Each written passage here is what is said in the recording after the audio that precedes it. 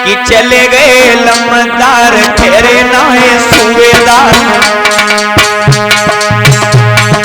रात रात जागे जागे पहरेदार चले गए।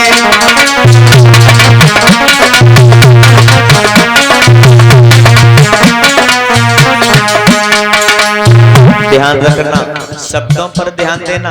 हमारी तो औकात नहीं है, मैं किस खेत की मूली हूं जो मुझे नहीं जाना होगा। चले गए लम्बदार, रुक ना पाए ठेकेदार, और बड़े बड़े रियासत वाले बड़े जमींदार वो भी नहीं रहे। बड़े बड़े जो ज्ञानी थे रहे इस धरती पर वो भी नहीं। ध्यान रखना मेरे भक्त श्रोताओं, बहुत सुंदर मानव के बारे में कवि ने कल्पना की है। चले गए लम्बदार, रुक न पाए ठेकेदार, बड़े बड़े रियासत वाले जमींदार चले गए।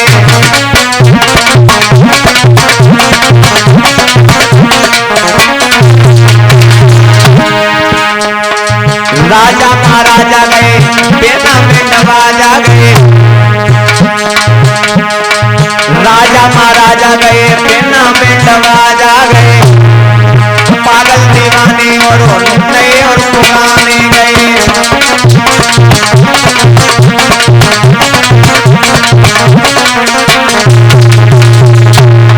पागल व्यक्ति अगर मन में विचार करे भगवान के लिए, वहां मेरे लिए कोई जगह नहीं है, मैं तो पागल हूं। जब दुनिया के लोग मुझे नहीं अपना सकते तो भगवान वाला में कैसे अपनाएंगे। पर लेकिन ध्यान रखना, पागल चाहे चतुर हो इंसान भगवान के लिए समान है। तुम यहाँ के लिए पागल हो, वहां के लिए पागल नहीं हो। चतुर व्यक्ति अगर समझे, मैं दुनिया वाले लोग जो आते हमारे पास में सुबह से शाम तक 100 लोगों को मैं चूतिया बना देता हूं, अंगुली पर चला देता हूं, मैं बहुत चतुर इंसान हूं। जब यमराज भी मेरे पास में आएगा उसे भी 2 बातें पकड़ा देंगे, वो निकल जाएगा। पर ध्यान रखना, वहां तुम्हारी एक सिंगल बात नहीं चलेगी। और भी लिखा है, चले गए सब वीरवान, जा दुनिया से चले गए।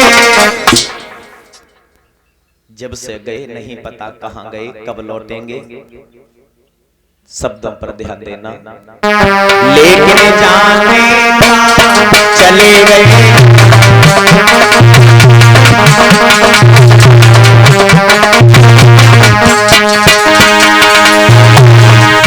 चले गए सब वीरवान,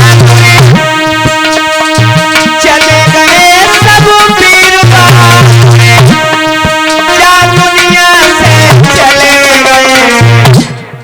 ऐलानी सबको जानना, बिल्कुल घमंड नहीं करना। लेकिन जाने चले गए,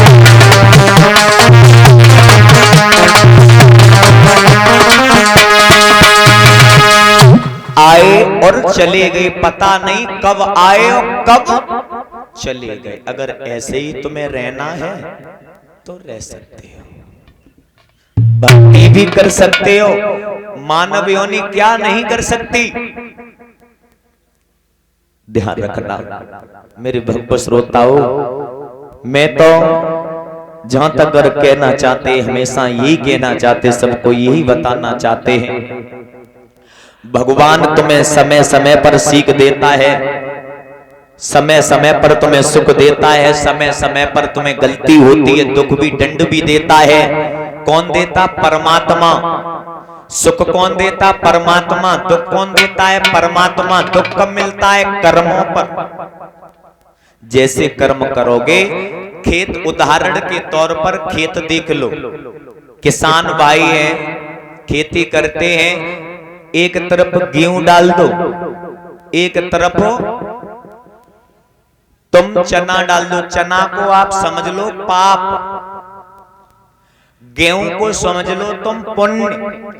एक तरफ चना डालो, उसी खेत में गेहूं बो दो, क्या चना रह जाएंगे?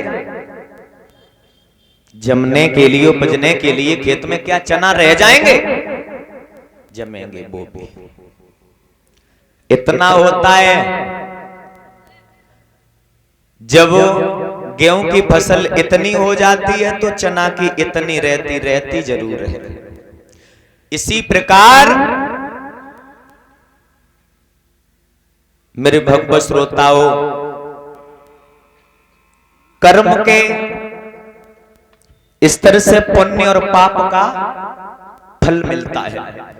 पुण्य अगर तुमने किया है तो फसल इतनी बड़ी होगी, अगर पाप थोड़ा भी किया है तो फसल जरूर उपजेगी। अगर बीज अगर पड़ा हुआ है खेत में तो अवश्य फसल जमेगी। जब उदाहरण के तौर पे कहते मानव जानता सब कुछ, मानता किसी की नहीं। आज 5 दिन हो गए, अब आप खुद ही देख लो कितने श्रोता हैं।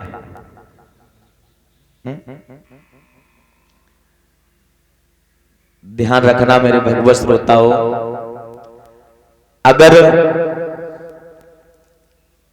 कहीं वैसा कार्यक्रम होता हो तो आप परीक्षित महाराज सोच नहीं सकते कितनी जनसंख्या आ सकती है, सोच नहीं सकते। यही तो हमारा धर्म पीछे होता जा रहा है। हिंदू धर्म में इतनी ही बड़ी कमी है, कोई नियम नहीं है, कोई समय नहीं है।